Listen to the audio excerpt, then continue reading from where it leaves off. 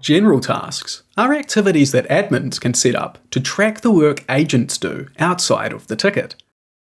Also known as aux codes, general tasks help admins and managers fully understand how their agents' time is spent. The tasks themselves can be tracked as both paid or unpaid time, as well as either productive or unproductive time, giving you greater clarity into your team's occupancy rates. To access general tasks, click on Settings and select General Tasks. Click on the plus icon to get started. First, give your task a name and description. Some tasks might be specific to a particular team. In that case, you can select the teams who can choose to clock in and out of this general task. For example, you might have a recurring training for your Tier 2 team each month. In that case, this task could be set to only be available for your Tier 2 team. If you haven't set up your teams yet, don't worry. Just continue with all teams selected, and you can always come back and adjust this later. Next, select a colour for your task. You can customize your colour instead of using the default options. Avoid using the same colours you selected for your work streams, and of course avoid red as that is used for untracked time within workforce management. Next, you'll find the occupancy settings, which is where you can select the task to be calculated as paid or unpaid time. In my case, my agents are paid for their lunch breaks, so I'll keep this selected. If paid time is selected, you can then choose whether it is considered productive or unproductive time.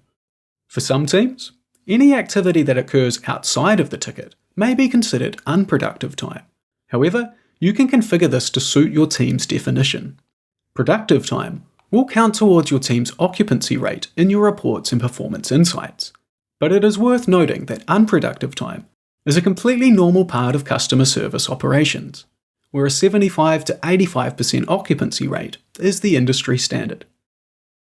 The talk status settings links your agent's talk status with the general task you're configuring.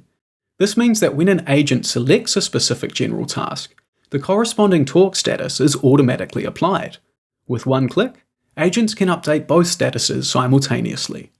In this example, when agents clock into their lunch break, Workforce Management will automatically set their talk status to away, so they don't have to update it in two places before they head out. Now, if a task is directly related to a workstream activity, you can select the workstream here. For those using our scheduling feature, this will help ensure accurate schedule adherence tracking.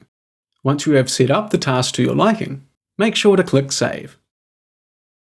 Now, you can go ahead and create the different general tasks your agents may do in their day-to-day work. In case you need to duplicate or delete any general task, go to the Action drop-down and choose the preferred option. Now that we have set up our general tasks, let's take a look at how this looks from the agent's perspective. From the support suite, agents can click into the calendar icon to open up their time tracker. Here, they can clock into a general task, and the clock will start tracking the corresponding activity.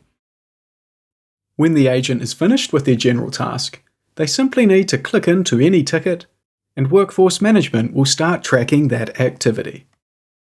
Within Workforce Management, you can view your general tasks in your agent's activity view, allowing you to see exactly how long your agents spend on these tasks, as well as in the schedule view, so you can see how long your agents are meant to be spending on these general tasks.